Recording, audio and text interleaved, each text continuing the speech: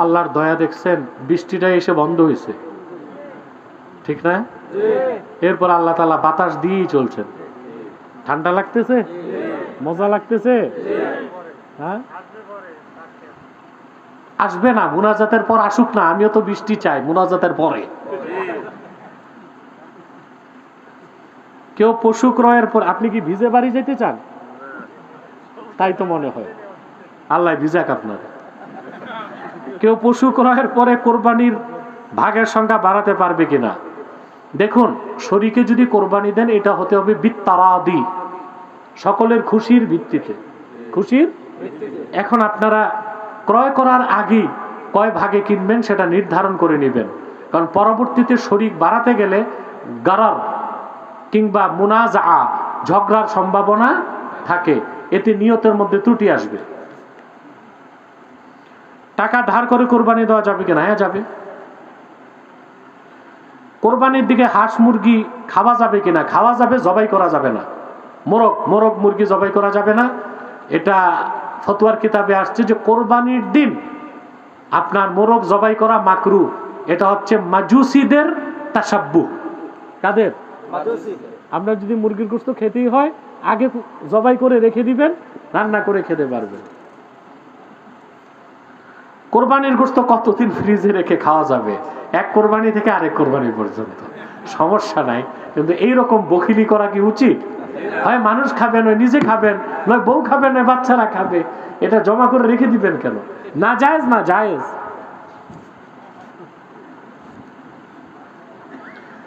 আপনাকে ভারত থেকে বারবার হুমকি দিচ্ছে, এই বিষয়ে আপনার পদক্ষেপ কি? এ তো বলেই দিলাম পদক্ষেপ কি। আমি বলেই যাব, যতদিন হিন্দুস্তানে আমার নির্যাতিত মুসলমানদের উপর নির্যাতন চলবে, ততদিন আমি ভারতের বিরুদ্ধে আমার বক্তব্য করেই যাব, বলেই যাব।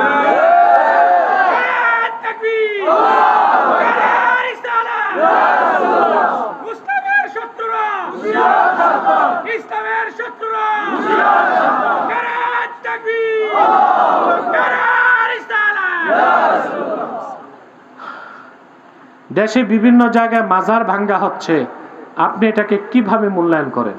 প্রশ্ন হচ্ছে মাজার ভাঙছে কারা? এটা হচ্ছে প্রথম প্রশ্ন। তো যারা মাজার ভাঙতেছে বলে ওইখানে শিরক হয়, তো মন্দিরে যে মূর্তিগুলো ভাঙে না কেন? প্রশ্ন আসে তো। ওটা তো বড় শিরক, ঠিক না? তো যদি এই মন্দিরে যে মূর্তিগুলো না ভাঙেন, মনে করেন আইন হাতে নেওয়া যাবে না, তা আল্লাহ আল্লাহ বুজুর্গদের মাজারে যে ভাঙচুর করা, এক্ষেত্রে আইন হাতে নেন কেন? প্রশ্ন আসে না? দেখুন, দুইটা পক্ষই জুলুম করে।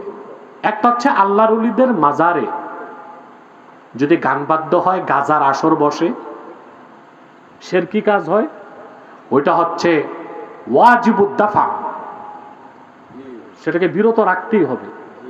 সেটার দায়িত্ব হচ্ছে মাজার কমিটির, যে আল্লাহর ওলিদের মাজারের জন্য শিরকি কাজ না হয়, আগুন ধরানো না হয়, ওখানে যেন মান্নত না হয়, সাজদা কেউ না করে। এটা দায়িত্ব কার? মাজার কমিটি। বুঝতে পারছেন? আবার অনেকে যে গাজার আসর বসায় ওরসের নামে, এটাও তো আল্লাহর ওলিদের সাথে বেয়াদবি হচ্ছে। তাহলে আমি বলবো যে নিজ থেকে আইন হাতে তুলে কেউ যদি আল্লাহর ওলিদের মাজারে যে বেদাত বন্ধ করতে চায়, তাহলে তো বেদাতীদেরকে পিটাবে, মাজারে হামলা কেন? মাজারে তো হামলা হইতে পারে না। আল্লাহর ওলির মাজারে হামলার মানে তো আল্লাহর ওলির সাথে বেয়াদবি।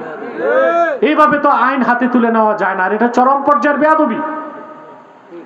বরং কাউন্সিলিং এর মাধ্যমে, দাওয়াতের মাধ্যমে বুঝাতে হবে যে ভাই, আপনারা যে গাজার আসর বসাইছেন, গান বাদ্য করতেছেন, এটা নাজায়েজ কাজ, এটা হারাম কাজ, এটা আল্লাহর ওলির শানের খেলাফ কাজ, অতএব এই কাজগুলো আপনারা করবেন না। তো যারা আল্লাহর ওলিদের মাজারগুলোতে আঘাত করতেছে, আমার মনে হয় তারা চরমপন্থী সালাফিস্ট। সালাফিস্ট, হ্যাঁ, পরি দেয়।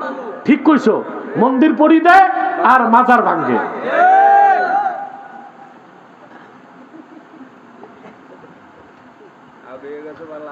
মোটরসাইকেল আরোহীরা সাধারণত খুব বেশি সম্পদশালী নয়। সরকার মোটরসাইকেল এর উপর কর ধার্য করতে যাচ্ছে, এই বিষয়টিকে আপনি কিভাবে দেখছেন? না, এটা আমি সমর্থন করি না।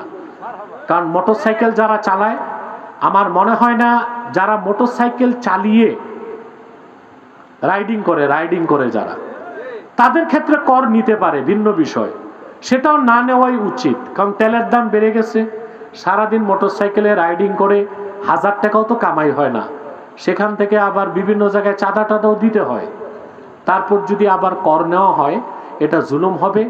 প্রান্তিক জনগণ যারা প্রান্তিক মোটরসাইকেল চালায়, অটো চালায়, রিক্সা চালায়, এদেরকে করের আওতা মুক্ত রাখা উচিত। যেখানে স্বয়ং আল্লাহ দয়া করছেন গরিবের উপর জাকাত নাই, ওখানে আমরা গরিবের উপর কর বসাতে পারি না, এটা জুলুমের পর্যায়ে যাবে। আল্লাহ তাআলা দয়া করছেন না? আল্লাহর নির্দেশ কি? মালিকে নেসাব, নেসাব পরিমাণ সম্পদের মালিক হইলে জাকাত ফরজ। 52.5 তোলা রূপা, 7.5 তোলা সোনা, কিংবা তার মূল্য যা আসে, বর্তমান সময়ে কত আসে টাকা, নগদ টাকায় 70,000। 52.5 তোলা সোনার দাম কত, রূপার দাম কত? 70-75,000 টাকা যার কাছে থাকবে, হালা আলাইহিল হাউল, 1 বছর ঘুরবে, তার উপর আল্লাহ যাকাত ফরজ করছেন, তাও মাত্র 1,02,000। লাখে কত? লাখে 2,500। হাজারে 25 টাকা নাকি? হাজারে কত? 25 টাকা। 1 টাকায় আড়াই টাকা, 1 টাকায় 100 টাকায় 2.5 টাকা। তা আল্লাহ তাআলা যেখানে গরিবদেরকে যাকাতের আওতা মুক্ত রেখেছেন, সেখানে মোটরসাইকেল আরোহী, মোটরসাইকেল যারা চালায়, অটো যারা চালায়, রিক্সা যারা চালায়, নর্মাল মুদি দোকানদার, স্ট্রিট ফুড যারা সড়কে খাবার দাবার বিক্রি করে, এদেরকে মনে হয় কর মুক্ত রাখাই উচিত। আসুন দোয়া করি, তার আগে একটু সালাত ও সালাম পড়ে নেই মহব্বতে।